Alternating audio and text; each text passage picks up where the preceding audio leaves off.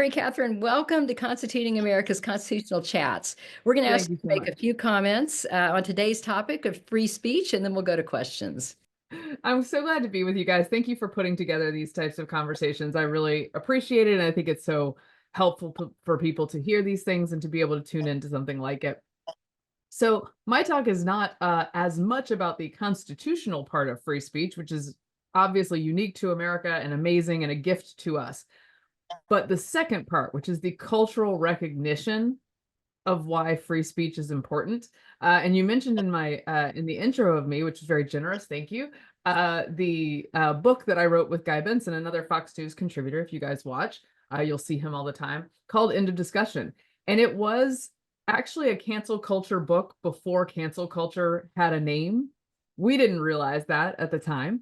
But it was about this increasing trend of convincing people to shut up instead of convincing them. And what's interesting to me is that came out in 2015. It came out the very week, by the way, that Donald Trump came down the escalators. We had no idea what was about to change. But the arc that the country has been on since then on the issue of speech is very interesting, because the reason we wrote the book was because I noticed, look, I'm a public figure. I know that people are going to come after me about things I say. I know that there are entire Media Matters careers dedicated to watching what I say, which is like sort of an honor, but also sort of sad for them. And picking on it, right? But what I noticed around 2015 is that normal people who were just putting up Facebook posts or interacting in their communities started getting economic and social consequences that were far more drastic than I think we had seen in the past for just deviating from the sort of mainstream left of center take. And I didn't think that was fair, and I didn't think that was healthy. And I think I'm a person who was, in large part, my personality has been created by free speech because I lived in a very liberal town and I'm a sort of natural contrarian. And growing up there, I said, hey, why don't we ask some questions about these beliefs? And people let me do that, to give credit to my very liberal town, which was a college town. Um, People didn't get mad at me for asking those questions. They thought I was weird. They now wonder what happened to that girl. She seemed nice as a kid. But like they they let those questions be asked and they helped me sort of find answers and navigate. And it made me what I am today, and it made me excited about learning things. It made me excited about engaging ideas. And I feel that so many, particularly young people, given the constant message that you get from particularly colleges and that sort of highly educated left-leaning populace, which is a lot of the mainstream tastemakers, that that when people say things you don't agree with, it's not not uh, it's not just just unpleasant. pleasant. It's dangerous or It's problematic, dangerous. right? And so they hear this message all the time. And so I go to college campuses and teach about free speech, and it's sort of novel for them to consider the upsides of free speech. I'm like, guys, you're in American colleges. The whole point of this is to have raucous conversations and debate. But really, in a generation or two, we've lost a lot of that understanding. There was a great there's a great clip right after in the wake of October 7th that spoke to the issue of free speech and its understanding in America. I don't know if you guys will remember, but there was a construction worker, truck driver guy in New York, and he saw someone tearing down posters of hostages in that conflict. And he said, no, you can't do that. You can't take down these hostages. And they're like, this is my right. And he said, actually, you have the right to put up your own posters all you want, but do not take these down. And I thought, that construction worker has a better understanding of the principles of free speech than like 80% of college professors at this point. But it has been interesting to watch the tide shift. And I think today is an auspicious day to be talking about this because, for one thing, Mark Zuckerberg just announced that Facebook will be, and Meta, sorry, Meta is the term now, will be making a turn toward less policing of speech, frankly. They are going to do less with the sort of PolitiFact official fact checkers. They are going to move toward a community notes version like X does and Elon Musk has endorsed, for having these conversations, which is what they are. They're conversations. And so to see Facebook and Meta move that direction after having gotten very caught up in the actual literal censorship of Americans during COVID and during the Hunter Biden laptop discussion and during the Biden administration, with the backing of the US government, to watch them take this turn is encouraging. And it's sort of a symbol, I think, for the direction that we're headed. And I think Zuckerberg, I don't know him well, but I've met him several times and talked to him about free speech. If you look back at his 2019 Georgetown speech about free speech, it's pretty dang good. In the interim, however, sort of fighting the government forces behind this, I'll remind everyone that the government until recent, like in the last 5 years, had a disinformation board inside the American government that was going to tell us what was real and what was not. Not great for free speech. I think he saw the problem, but was not fighting the problem competently. And I do think that the era that we are in has given people the freedom, frankly, to embrace free speech as something that is not just good for America and one of our founding values, but actually kind of cool. That's the shift I think is interesting, because in the culture, particularly among young people, it's becoming cooler to maybe say a few outrageous things, talk about things you weren't supposed to talk about before, instead of what was valued maybe 4 years ago, which was to shut up your fellow college students and friends by shaming them online or punishing them for what they thought. And so I think we are seeing a little bit of a ray of light here. I would add that a lot of universities have gone to a neutrality position when it comes to controversial issues. So instead of endorsing a position in every single political fight, they can host the debates for those fights instead of endorsing something, which I think naturally chills speech. If you're a 19-year-old on campus and you're very outnumbered, I'm a weirdo. I'm happy to talk and risk getting canceled, and I always was. But I think students face a real uphill battle these days, and to have these new neutrality positions be the thing that universities are embracing, I think is a move in the right direction. So I look forward to the embrace of free speech and raucous debate becoming cooler, to becoming socially approved, because I think that the First Amendment is the least you can do for free speech. You have to back it up with actions, and you have to back it up with actions for speech that you don't like. That's what people tell me all the time online when I'm talking about how much I love free speech, and they're like, "But so you endorse this?" And I'm like, "And I endorse the right to say those terrible things. Yes, I do. That's correct. That's how this works. If you don't do that, then you don't believe in free speech." Well, thank you. And you are definitely a voice of hope on this topic. And we are just so excited to have you today. And Janine, I'm going to go ahead and turn it over to you for some questions. Great. Yes. Happy New Year, everybody. Everybody that's with us this morning. Can you see me? Because my computer didn't shift to my face for some reason. Y'all can see me? Yes. Okay, good. So happy New Year, everyone. We're so thrilled that you're with us. And Mary Katharine Ham, this is fun for me. I'm an admirer of yours. I sit here and watch you on TV all the time. Right, we used to be on, yeah, thank you.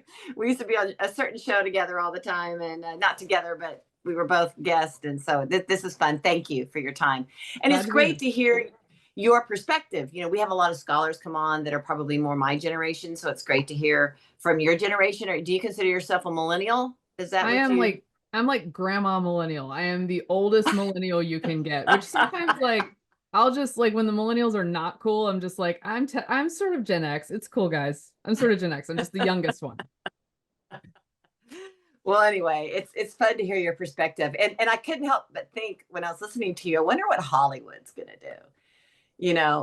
I have been so persecuted for my stance, not brought back for next seasons of TV shows, and not hired for huge, big cosmetic campaigns, and lost a lot of my income and my ability to make an income because of my conservative views, which weren't even radical, right? They were just based. It wasn't even a radical statement. It's just like, hey, the Constitution is for everybody. It's nonpartisan.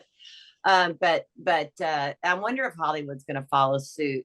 It would be interesting to see. You would think it would, because 50% of America thinks one way. They still need those tickets, but anywho, that's a whole nother subject. But my daughter is 27 and she just finished law school. And I remember when she was in college, in undergrad, just getting shamed online, shut down cruelly. And it was over nothing that she said. She just said something like, "Oh, I'm gonna support this organization," which was actually a liberal organization. They're like, "You're a hippie," da da da da. And I watched her sort of, and she was a very outspoken child, gonna lead the world, Yeah. and just sort of shut down from it. So this is a beautiful thing. I love the philosophy, and I love the philosopher Hegel that talks about the dialectic, and this is my interpretation of the dialectic, which is you have to hear both points of view. And Tova did a wonderful video for us about civil civic conversations, because otherwise you can't reason. So No. there's no reason if you only hear one. It's so dogmatic. It's periods throughout history when dogma and fear sets in have never proved to be enlightened. And I'm glad that we can be. How do you feel? And this is great about Zuckerberg. We could probably thank Elon Musk for starting that trend, and the American people, like Alexander Hamilton, the genius of the people, who said, "Wait, we got to put a curb on this." Yep. The shift is very exciting. How do you feel the professors are going to be? These very, these students that come in and they're conservatives and they swim upstream. And you've got these professors that might not even give them good grades. I mean, professors were certainly the most dogmatic of them all. This is the way you believe, and you were taught the wrong way. And this separation of like parents and children, it's pretty intense. Do you think the professors are getting there? I think they may be a lagging indicator, like, because the colleges were on the bleeding edge of being terrible at this, which is so ironic, because it should be a place it's literally a place for free inquiry, and they made it the opposite.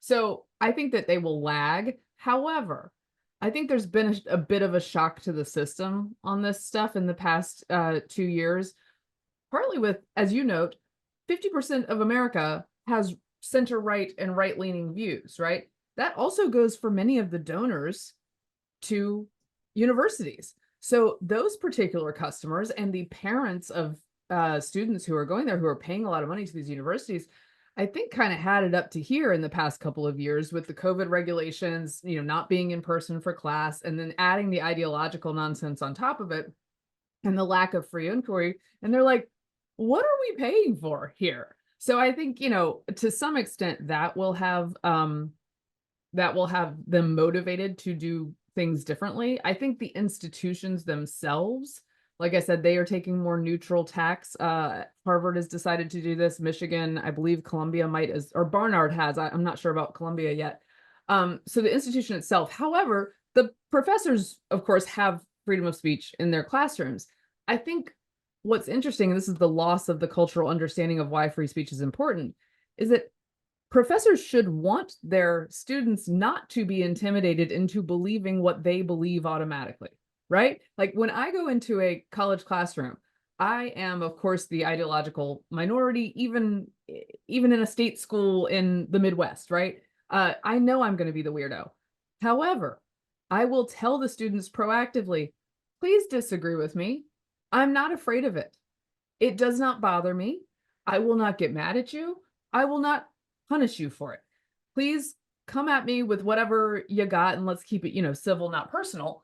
But like, I think that liberal professors would be wise to tell their students the same, because you're looking at an authority figure and there is an imbalance there. And so encouraging conversation actually has to be proactively done by the adult authority figure in the classroom. So there are really good ones. There are those who have gotten braver. I think courage is contagious. And so the more professors speak up, the less professors are scared to speak up. And so you'll get more people who are willing to put their beliefs out there, or even to just foster students who believe different things. I was lucky to have two professors who definitely didn't agree with my conservative views. They were journalism professors, but they tried to steer me in directions that would be helpful to me because they understood that I was coming from a different point of view. And they understood, frankly, that the journalism industry was not exactly filled with people like me, right? And so I appreciated that, and that made me better at what I did.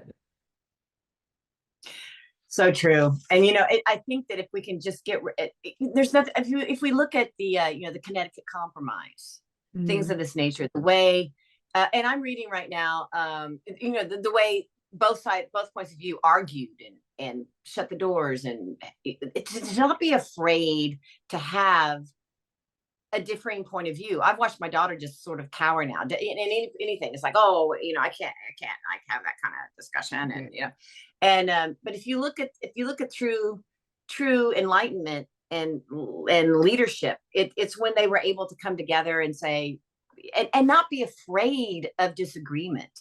And look, I'm not perfect with this at all. I mean, I'm not saying I'm a saint in this area at all. We all fall victim to it, but I think it's so incredibly important to not be shamed and to not feel that you're going to lose your livelihood. And I remember there was a group in Hollywood that was started by Gary Sinise called Friends of Abe's, and it's no longer, in existence. But they all came together to discuss their common ground in Hollywood but what none of them wanted to do was to talk about it out loud. I know. Yeah. And I kind of thought, it. yeah, because I lost a role in a series, to come back. I've lost all kinds. I've lost my income. I've lost my ability to do commercials. I mean, if you're a liberal, you can get out there and do a Visa card or whatever you want, raging liberal, like raging. But if you're like a moderate conservative, no, we can't possibly do that. Maybe that will change now.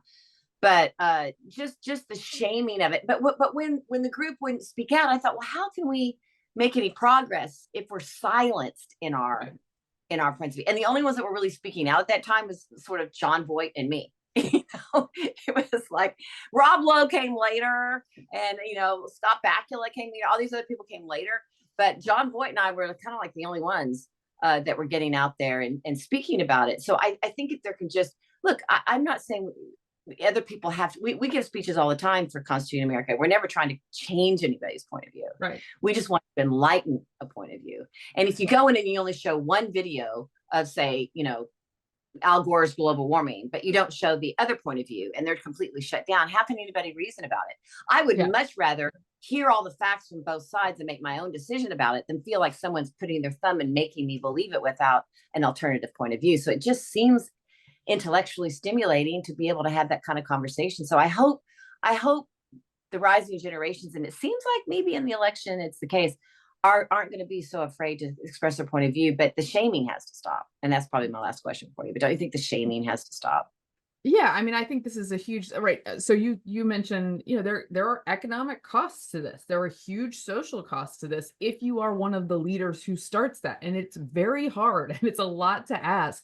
I know that when I tell students, I tell them, be the weirdo in the room because rooms need weirdos. Like if everyone is believing the same thing, they need another person to say why, or else they're all just going to be on the dumb point they've been on forever without addressing why they believe it. So it makes people sharper. But I understand that both in a creative space or in a college space, you are asking a lot of people to put their necks out there. It is harder than when I was in college.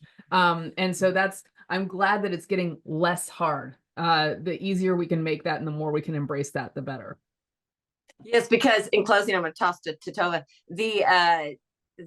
when we go into classrooms, we do how to have a civil conversation. It was to take a topic and hear both points of view. So we'd walk in and say, okay, who believes in climate change or global warming, climate change? And 25 out of 27 students will say yes, they believe in it. And then there'll be 2 students who will say, I'm not so sure. And I'm like, oh, they're so brave. They're so brave. They actually are. It doesn't matter. Yes. It doesn't matter who's right. But for those 2 people to stand up and say, I'm not going to just, because all in Hollywood, even when I was 19 years of age, everyone was running to Jane Fonda parties. Right. And if I had only gone to those parties where, Warren Beatty and everybody was, I would have been a meteoric star much sooner. But I'm like, I'm not going to a Jane Fonda party. I don't believe what she says. But if those 2 students that actually take the stand, look, they could be alienated later. They're very, very brave. Yeah. So I just hope that now there can be, out of 25, maybe 8 or 12 or 10, that can say, all right, I can do this, because we want our rising generation to be brave and not coward. Yeah, I think we're headed that direction. Okay, good. All right. Well, I'm going to pass to Tova. Thank you so much. Hey, thank you for being on. Sure. So in your opening remarks, you describe a very expansive idea of freedom of speech that goes beyond just, the government not limiting what you say, to a broader culture, where people speak out, and feel comfortable doing so about, any issue. And I was curious, taking a comparative approach with other countries, I'm curious if you feel that there are any other societies or countries in the world, um, that you think, I guess, have maybe more of like a freedom of speech culture you admire or think we should move towards? Or do you think the US, even with all of its flaws that you describe, um, you think is the closest to what you would want to see for a freedom of speech culture? Honestly, it is hard to find a society better than ours on this, even though we are not as good as we used to be.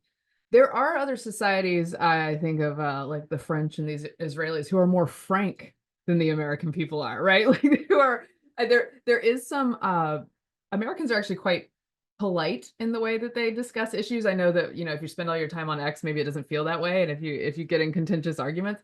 But I think, our sort of national personality is a bit polite about such things. There are other places that I think can be more acid of tongue, and maybe more straightforward when they discuss such things.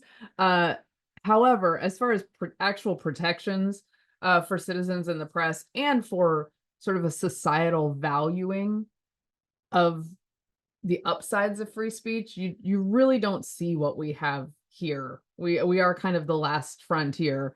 You can look at Britain in the last 6 months. You can look at Canada over the last 2 years, where folks have been really, like, persecuted and prosecuted in astounding ways, for mere online speech, for saying something that was, quote, offensive.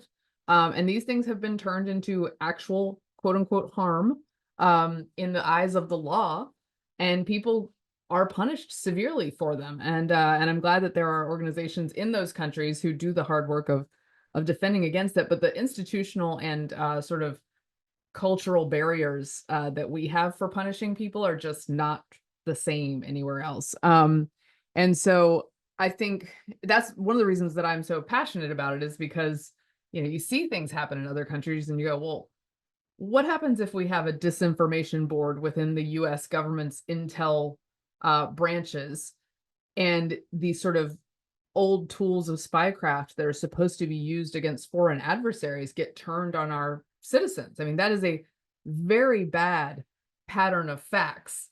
And yet, the US government was like, no, this disinformation board is going to be great for you guys. We're just going to tell you what's truth and what's not. As you know, governments are great at doing that. They're never hiding the ball. So I think I'm quite proud of America, despite its falling off in this area over the last decade, 15 years. But I do think there's education to be done.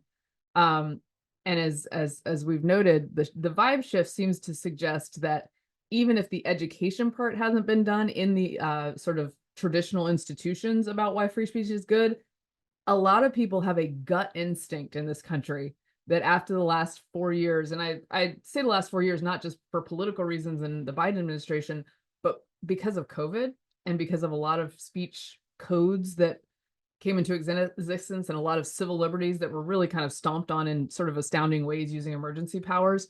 I think a lot of people got annoyed. A lot of people got very annoyed and decided to claw back some of their free speech, because that is part of the American spirit still. Thank you. And then you touched on this idea of misinformation and not really wanting to have, it sounds, strong efforts to counter misinformation because that could stifle people's freedom of expression. But I'm curious your thoughts on purposeful misinformation. Right. So, for instance, I just heard a briefing on foreign governments' attempts to interfere in US elections, Right. where through forums like social media, there's very intentional kind of bad faith efforts to inject disinformation, targeting people on both sides of the political aisle. So, for instance, Iran did this against the Trump campaign. There's indications Russia did this against the Biden and the Harris campaigns. So not sort of individuals expressing their freedom of opinion, but maybe foreign entities or even militant groups, who knows, Right. posing as people and flooding the online space with this information to polarize Americans. How do you combat something like that? Or do you think that's a goal that is something that should be combated without stifling freedom of speech of Americans? I think the problem here is that it is something we should be concerned about, but that often that we should be concerned about it by correcting it and by calling it out and by speaking more, not by clamping down on everyone. The mistake that was made over the past 4 years, actually going back to the beginning of the Trump administration, due to the sort of Russia's spending on Facebook on a relatively like very small number of ads and expenditure.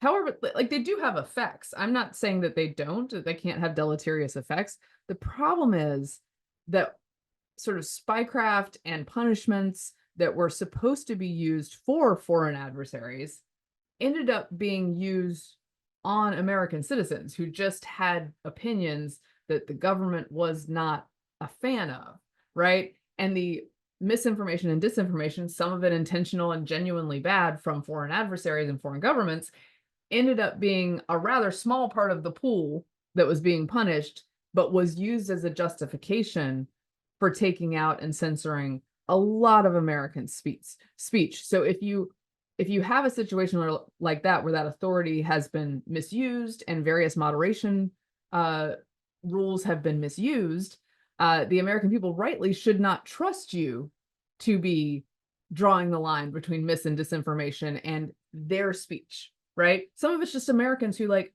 could be wrong about a fact, right? I'm not sure that that's what we want boards within the US government going after. And I will also say part of this is like content moderation is hard. To be Mark Zuckerberg is not an easy gig. To draw these lines is not easy. To do it in concert with an American government who does have power over your business. Same with X, right? And but I think the best use of resources is largely dealing with actually dangerous criminal content and connections versus Americans' distasteful ideas, which is what a lot of it was dedicated to. The other part that I think is the big change here is putting Americans in charge of fact checking each other is a conversation versus having PolitiFact, which is like not a has not shown itself to be a super trustworthy and actually a quite partisan organization. Having institutional fact checkers do it for us and say, ha ha ha ha, you cannot speak about this. This must be taken away. Like I think the community notes version is going to be a healthier conversation.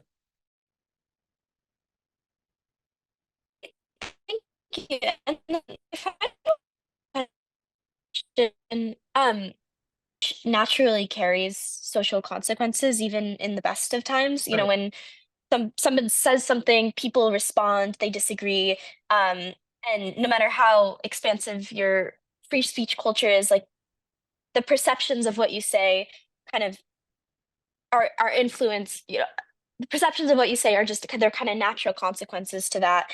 And so I've heard the argument that sort of these social dynamics, including public disagreement or even shaming, are themselves forms of free speech. So, how do you navigate this balance between protecting free speech and ensuring a culture people feel comfortable speaking out, but also recognizing that others do have the right to respond to it?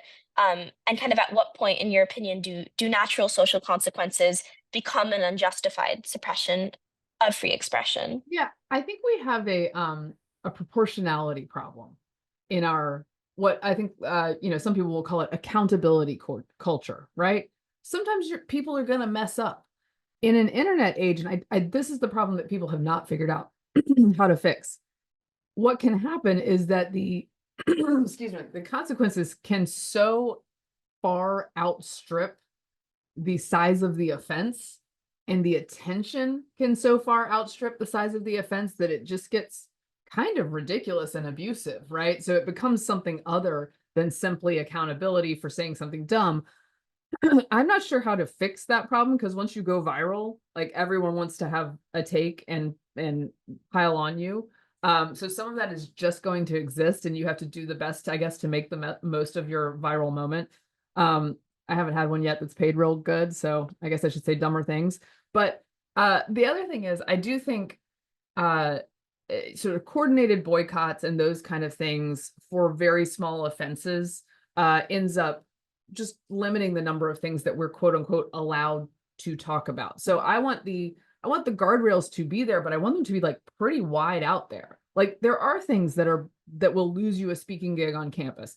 There are things that will get you your job lost, right? But we want those things to be fairly severe and fairly few, so that the universe you can talk about is larger. And I think certainly from 2016 to 2024, that universe got really small for corporate communications, for people on their Facebook pages, where they just felt like, especially, I think 2020 is the most sort of feverish year. No pun intended. That was a virus, not a fever. But where people felt like the universe of things you could say was so tiny.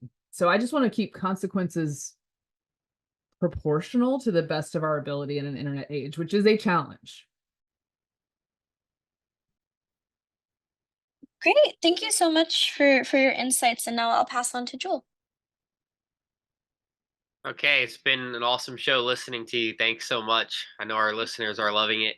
So, free speech is we're very different from the European democracies or any other democracies. Yeah. I think sometimes we get mixed up with this concept of liberalism and democracy, and that being our guiding principle. But it seems as if our founders started off with principles being with these guiding principles like free speech, like our rights come from our creator, and then they found these practical ways to try to enact it, but they were willing to seemingly make life even more difficult in a short term or in the long term if it meant adhering to the natural law or adhering to these principles. And it seems as if this concept of free speech sometimes for people it can make life difficult. We believe I think all of us on the show believe that it makes our society work better in the long run, but it certainly doesn't come without consequence. So Yeah. do you think that missing the concept of that our founders didn't necessarily just want to make everything as easy as possible, but they believed that there was actually truths that we had to follow, um, like our rights coming from creator? How much do you think that may be missing from the free speech debate? Yeah, I think it can be that we can be too short-sighted, right? We can say, well, it'd be a lot simpler if Nina Jankowicz with the Disinformation Board could just tell me what's real and what's not. Well, she can't. She has her own motivations. The US government has its own motivations. I think some of what people are reacting to now in wanting like a ref who just says this is real and this is not. I understand the motivation for that, because it's my full-time job to understand what's real and what's not. And I spend a lot of time on it. And a lot of other people who are just, normies is the term of the day. I'm normie adjacent, but I'm not a normie because I spend too much time thinking about this stuff. They don't have time for that. They got kids, they got lives to lead, and they want someone to sort of shorthand it for them. But I think the smaller number of people you have doing that, like say the US government and 3 broadcast networks and 2 big newspapers, which is what it used to be, the more you have the chance that a bunch of people can get together and lie to you pretty successfully and sell you a bill of goods. Whereas if you have a somewhat chaotic media atmosphere and internet atmosphere where you can find many different versions of a story, you can have the freedom to evaluate for yourself. And you can have the freedom to pick editors for yourself who aren't necessarily news figures, but who are people you've seen throughout. I mean, again, I go back to COVID just because it's a great example of sort of contrarians ending up being correct about things. And you can look to those people and go, well, interesting. They had good points on this and were kind of told to shut up for 4 years. So I would like to go back to this person and see what they're right about in the future. I think for too long, we enshrined people to be the refs who were not interested in reffing truth and falsehoods. They were interested in truth and in reffing ideology. And so I think the way around that is working hard to keep your media consumption sort of interesting and diverse, and be able to comb through these things yourself. As we were saying, it's just the act of thinking in the real world, right? You're weighing evidence in real time, and if we can't do that, then we do not actually come to the truth eventually. So that's the thing I think we lost for a couple of years there, is the ability to have those conversations out loud, and come to better conclusions. Which reminds me of the quote from our founder, that the Constitution is unfit to rule an unmoral people or non-religious people, and as we are the refs, and it is true that is a way would be if we could just have a perfect ref, that would Right. be it would be Be perfect. nice, but It's yeah. not reality as we've seen it throughout history. So that leads us to the consequences. Then some of the things we got to deal with when we're going to have free speech, which is we're going to deal with people lying. Do you think that there is that, maybe there needs to be some changes in the court system, in the way that we adjudicate libel, slander, and the way that these cases seem to oftentimes the weaker people, the weak seem to be preyed upon by these things. So if we go back to violations of free speech, there were many people who lost their jobs because of sometimes true things that they said, but sometimes it was lies that people Right. said that they said about things around COVID. Right. So, and there is not, it seems like they had no recourse. There's no justice for them. There seems to be, and so if we play this through and we want to make this new vibe shift stick. Do you think that that is a concern, that we need to try to make some more, we need to try to create an environment where when people do break the law, because it is already against the law, libel, slander, etc., that there's retribution for that? Or do you think that that's one of those things that we're going to have to accept because the benefit of free speech outweighs the injustice of the people who will be hurt by lies? Right. So this is tricky, because lying, and this is something that you'll see on X, a lot of very educated people will get wrong. Lying is a protected part of free speech, right? That's part of it. And that's because we don't have a perfect judge who can tell us what's true and what's not, right? And however, I think the bar should be very high for libel and slander, because truly, even if you're found not guilty in a situation like that, if you're a media company, the process is a punishment in and of itself and chills speech, because like you got to do discovery, you got to go in there and pay a lot of money, whether you're on either side, you're paying tons of money. However, I do think that while there have been small lawsuits successful against large media companies, and they are large media companies who have far more power and can do reputational damage to small figures. I think of the high school student who got smeared by CNN, and I think he got a small settlement out of that. I'm not sure that those kinds of lawsuits are the most successful way of policing this. I think that market consequences, as you know, as Tova was talking about, might be the ultimate damage done to media companies, because when it's brought to light how wrong they are about things and the kind of damage they can do, fewer people want to engage with them, and fewer people want to watch and pay for their product. So that would be part of my advice to media companies, is that, like, I do think more people will be taking legal shots at them. The ABC settlement, which, by the way, Stephanopoulos got it wrong. Like, he got it very, very wrong. And the discovery would have shown that he had been told he was going to get it wrong, which would have been bad for them. I think that probably will encourage some pot shots or some justifiable lawsuits in the future. And these media organizations have less money to deal with that than they did in the past. But I think you're right. It's a weird line to dance on, because I want them to be held accountable, and I think the market is holding them accountable. I don't want there to be a ton of legal consequences unless the bar is very, very high. So kind of one thing I hear from that is that in order for us to have free speech work correctly, we also need to make sure that we have free market so that Yeah.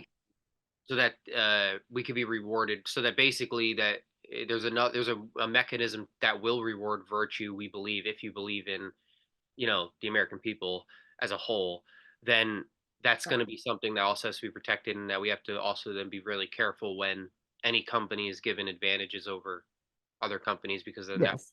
mess up our balance.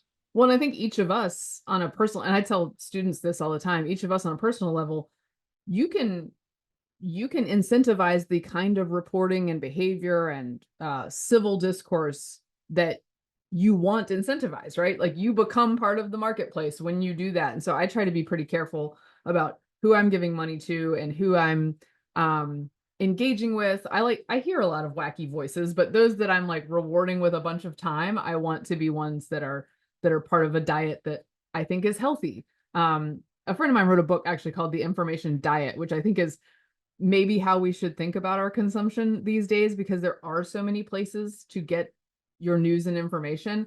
One of the things I do think is just an unqualified good about the internet versus the old way of doing things with media and news coverage is the fact that you can find primary sources so easily.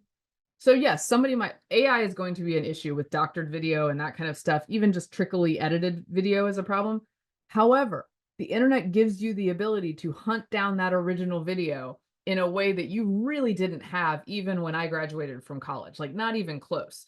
And so the ability to find transcripts, to find court documents, to not have to be a physical reporter in that place to find that information, I think is so powerful and outweighs a lot of the downsides of internet discourse. Yes, it is certainly an exciting time, and I think that the vibe shift is real, and it is incumbent on this crew and all of our listeners that we've got to jump on it, steer it, and make it stick, because many of us lived through something we didn't, in a way, could be seen maybe as a blessing, getting to see what was done to people in 2020, 2021, and Yeah. that we need to protect against that happening for other reasons in the future. So thank you so much, and I think we can maybe have some audience questions, and we'll see who else has some questions for you. Thank you. Sounds good. Yeah, thanks so much, Jewel and Tova and Janine and Mary Catherine. This has been a great discussion so far. We do want to take a minute and give a shout out to some of our teachers and homeschool parents who are watching with students today. We want to recognize Hope Mucklow, Kenyon Wanis, Dr. Alex Tokarev of Northwood University, former Congressman Bob Schaefer at Liberty Commons School, Dr. Gregory Culver Austin at PA State University, Elijah Pullen with homeschooled students, Lisa Quancy, Dick Schober with the Summit Homeschool Academy, and also one of our board members, Geir Beslam, is watching with students as well. So thank you to all the teachers out there who are watching with your students today in various classrooms. We also want to thank Las Vegas's KKVV 1060 AM on the radio dial. KKVV airs these constitutional chats, Constituting America's Constitutional Chats on Mondays at 6 p.m. Las Vegas time. So thank you to all of our listeners in Las Vegas. So Mary Catherine, we're talking about free speech, and you talked at the top about how you love to have people who disagree with you. So I'm going to start with Marcus Garcia, who has a differing view on the Facebook situation. He says, mark my words, community notes will not be a better conversation. It will devolve into name calling and insults, just as Parler, Rumble, Telegram, and other platforms. Without any institutional trust in anything, a society goes downhill pretty quickly. And he gives a example that we often, if we're going to get on an airplane or a bridge, we at least know people are checking the structural integrity before we get on an airplane or a bridge. And he says community notes coming from Zuckerberg is just going to devolve into arguments over what is readily observable among those willing to observe. For those unwilling to observe physical reality, cognitive dissonance will be strong for sure. What are your thoughts on that for Mark? So I think he's right about institutional distrust and the fact that there isn't a ref that we all kind of trust. I think PolitiFact was designed to be that ref at one point, right? but often when we have a discussion about institutional distrust, we have it as if the problem is the people who are distrusting the institutions, and not that it's the institutions who have lost trust.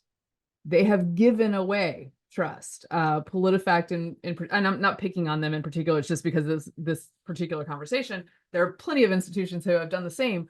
But PolitiFact has again and again shown itself to be motivated by partisan desires and to fudge the facts when convenient for those partisan desires, and in really pretty egregious ways at times.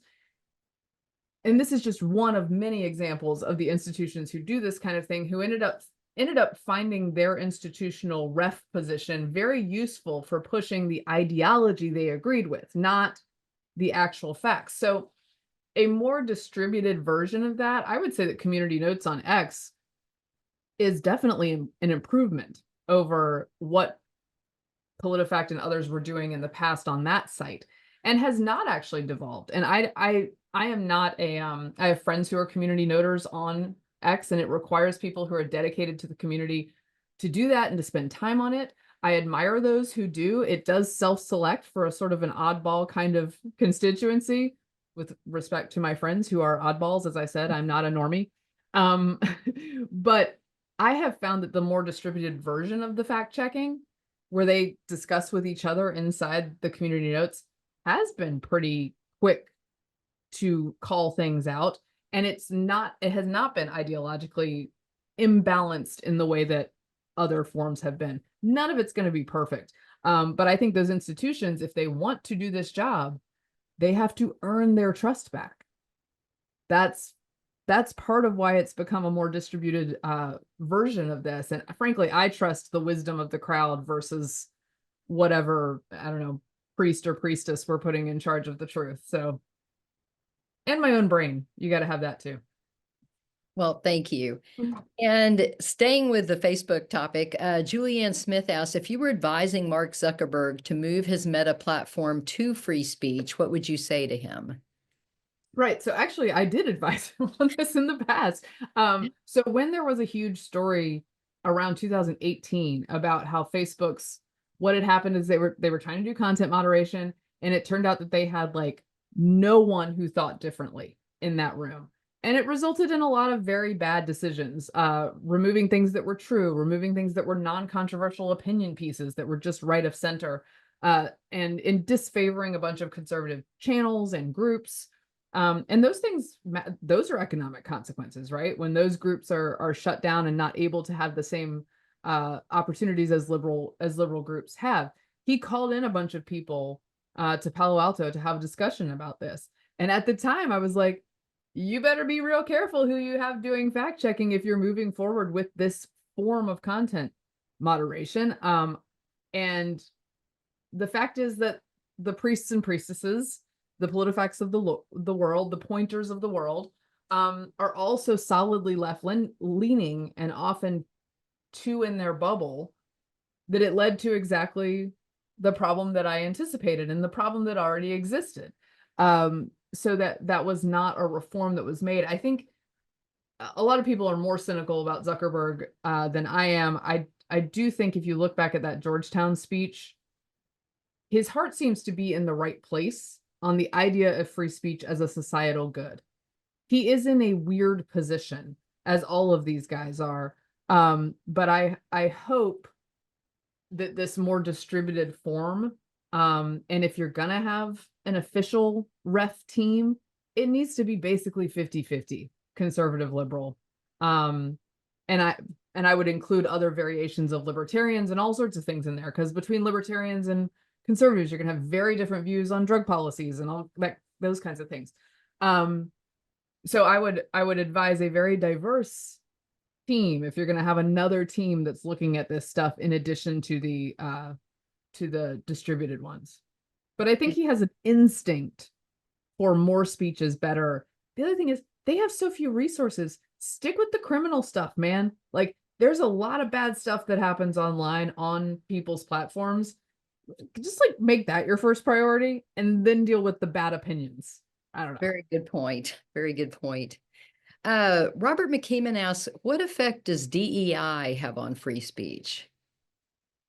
This is one of the problems, as Tova was pointing out. There can be a need for consequences for bad speech, right? Like if you're in a work environment and you're supposed to be wooing customers of a certain type, and your company is like, you can't do that, man. Right. So there's some of that that's reasonable.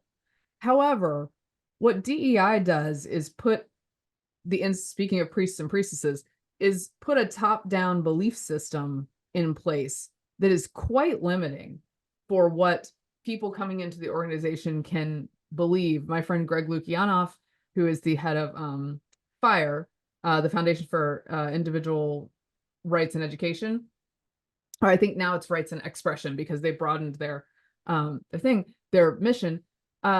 He talks about the conformity gauntlet, which is like, in order to be a journalist, a mainstream journalist at a major paper, in order to be a tenured professor, at every step of the way, and this is enforced by DEI codes and DEI hiring in place, you have to pass the gauntlet. You have to say, I'm not an independent thinker. I will sign off on this compelled speech. That's what a lot of these DEI codes are. Is they say, like, I will profess these things, sign my name on it, right? It's compelled speech. It's compelled belief. It is antithetical to free speech. And if you don't pass those hurdles, you don't get to the spot later on down the line. I came into journalism as first as a straight reporter and at a newspaper, but as I moved up, I realized if I don't just be me, I'm not going to move up, because if they sniff me out, I don't think I'm gonna have a spot here. And so I sort of joke that I come sort of pre-canceled and move up that way. But it's really, really hard to get through all those things and then to have free thinkers once you get to the top, when you've made them sign away their free thinking. Well, thank you. And I think Andrew Kay's question is a good one to end on. Andrew says, would you agree that the free speech situation is analogous to the old, you never miss the water until the well is dry? Yeah. Those who have never lived under constrained speech do not appreciate what it means to be constrained. Yeah, I think sometimes when I'm on college campuses, the answer that, like, yes, free speech can be uncomfortable and sometimes painful. And I know you don't maybe want to have this back and forth with everyone. The alternative is worse. Now that feels like an unsatisfying answer to young people who they want the ref. They want somebody to make it clean and simple for them. And I tell them that, like, messy's more fun anyway, and also you're not getting good answers when you have this from on high reffing of everybody's speech. But yes, I think that's true, and I've worried about it, watching new generations come up and realizing how ingrained the idea is that something they don't agree with is inherently wrong or harmful to them, sometimes even in a physical sense. That's a very dangerous road to go down, because you end up cloistering yourself in really bad ways and not learning about the world. And I think you see some of that on college campuses. I'm very hopeful that the pendulum frankly swung too far and people got ticked off. Young people in particular, you can see in polling, are very annoyed at this point with being told what to say and what to think. And I think that's exactly how young people should feel. And it's how young people have felt for generations. And they're going to rebel. And my children are going to think things that I think are crazy, right? But that's part of how you develop. That's part of how you think. And shutting all that down and becoming, frankly, a Britain or a Canada on this front, or even worse. I mean, those are like the more civilized examples, right? Where you don't get, a death sentence for blaspheming, which is a thing that happens in dozens of countries. We don't want to be that. Right. We're something different. We're something special. And it creates beautiful, creative art and thinking. And that's the other thing.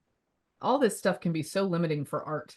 If your art has to be so literal about telling people you're a good person and you're on the right side of history, your art becomes boring and so grating. And I think that's a lot of what people are reacting to culturally as well. Well, thank you. This has been such a great discussion. And I want to give a quick shout out to several of our audience members who are great friends of Constituting America who asked questions that we didn't get to today. Robert Zimmerman, Sharon Tate, Jay McConville, Jennifer Loeb, James Klinger, Karen Sue Hensley, Alex Tokarov. Thank you to all who asked questions that we just didn't get to them today. We want to remind everyone to come back next week, Tuesday, January 14th. We're going to have Savannah Eccles Johnston, who's the host of a great podcast called This Constitution out at Utah Valley University. But Janine, I know you may want to give us a few parting words. And Mary Catherine Ham, we could listen to you all day. Thank you so Oh, much. you're very kind. You know, I get a little intimidated not only with this smart group, but knowing that the homeschoolers are watching me. I know they're on their P's and Q's. Okay. So I'll probably get a correction email or something. So true. Mary Catherine Ham, a delight, a delight, a Thank you. delight. Thank you so much. Thank I you. appreciate Very it. informative. Yeah. Thank you. Goodbye, everybody. Bye, guys. Thanks for watching.